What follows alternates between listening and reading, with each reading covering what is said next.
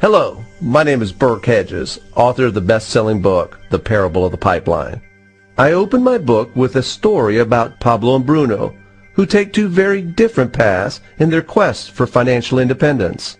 What you're about to see is the delightful animated story of their adventure. So, sit back, relax, and enjoy the life-changing lessons in The Parable of the Pipeline.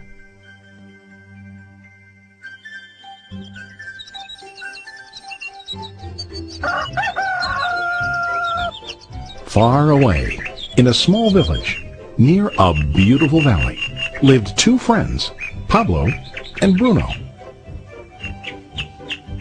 They were both young and dreamed of a better life for themselves. They'd often discuss their dreams about how they would become the most successful men in the village. They weren't afraid of hard work, and they searched for opportunities to help realize their goals and achieve their dreams. One day, an opportunity presented itself.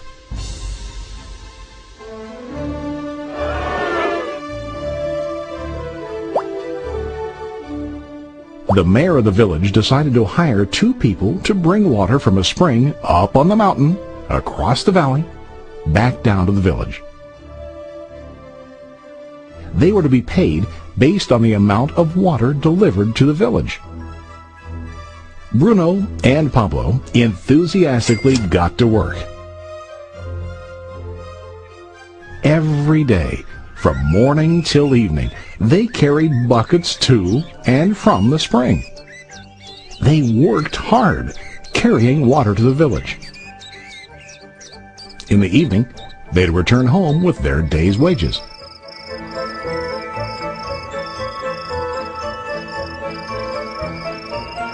Bruno was satisfied with his work and the money he earned. He was sure that with this work he could achieve his dreams. Bruno thought that to increase his wages he could use bigger buckets to bring more water each trip.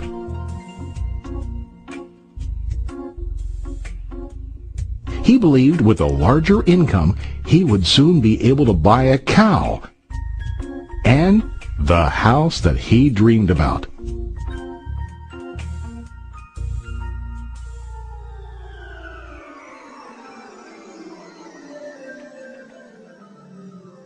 Now Pablo was not satisfied. At the end of the day, his back and hands ached, and he was exhausted. He was looking for an easier way to earn more. One day an idea occurred to Pablo. He imagined building a pipeline to deliver the water from the mountain spring to the village. With this pipeline, he could get more water to the village without carrying buckets back and forth from the spring to the village. Soon, he got very excited about his idea and began to plan. Pablo, of course, shared his idea with his friend Bruno and asked him to join with him to work on and help build the pipeline. Bruno thought the idea was crazy. All Bruno could think about was what his money could buy today and how to get it quicker. He felt that building a pipeline would slow him down and delay him in achieving his goals. Instead, Bruno got bigger buckets and went more often back and forth, fetching water. He was sure that with this method, he could make more money. Pablo decided to build the pipeline on his own. He understood that it would not be easy to build, and it would take time to complete the pipeline. Pablo knew that it could take several years to finish, but he set his mind on his goal. Every day he worked and carried water like before. But on weekends and during his spare time, he worked hard to dig in the rocky soil and build his pipeline. In the first month, there was little to show for his work.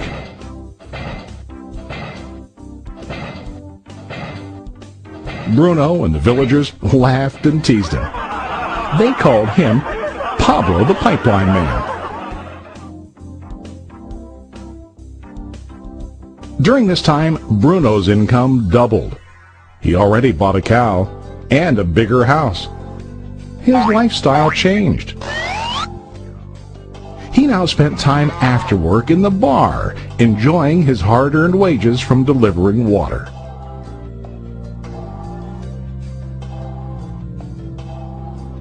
What Bruno didn't realize was that his body was starting to stoop from carrying the heavy buckets every day.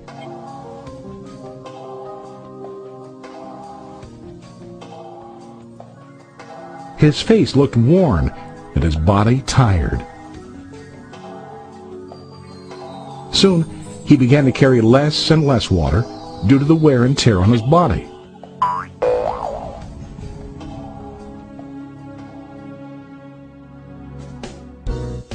Month after month, Pablo worked. Soon a year passed, and then a second year. Finally, Pablo finished his pipeline. He now used his pipeline to deliver water to the village instead of carrying buckets. Pablo was now earning more money than ever before. The water continued flowing to the village, while Pablo wasn't working. While he slept and ate, the water flowed. Pablo was happy and proud of his insight, persistence, and hard work. Now his income flowed as long as the water flowed through his pipeline.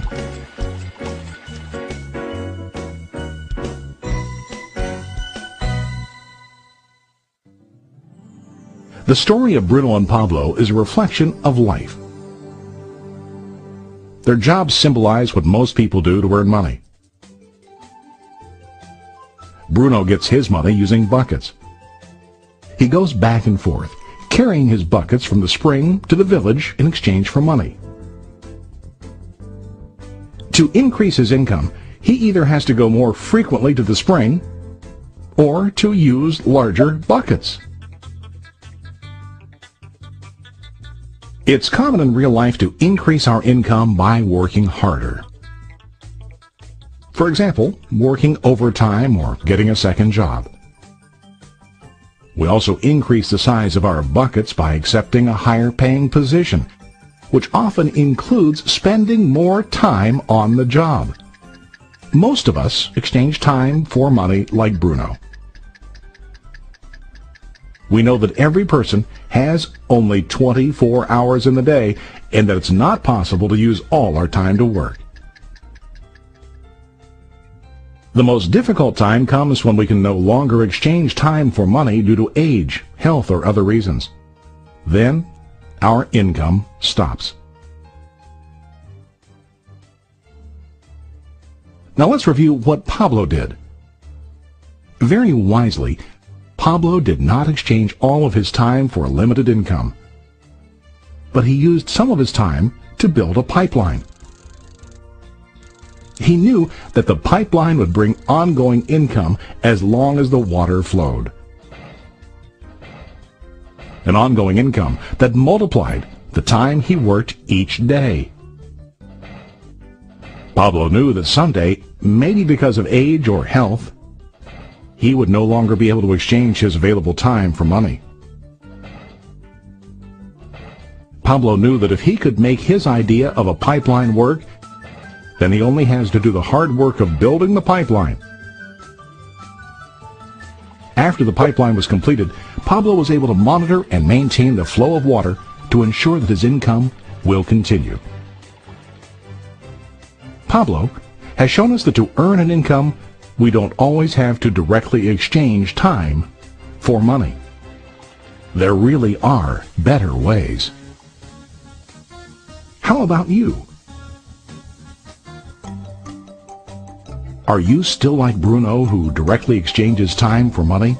Or do you want to be like Pablo, building and maintaining a pipeline for ongoing income? If you are interested in the idea of building your own pipeline, contact the person who lent you this presentation. You can start building your pipeline today.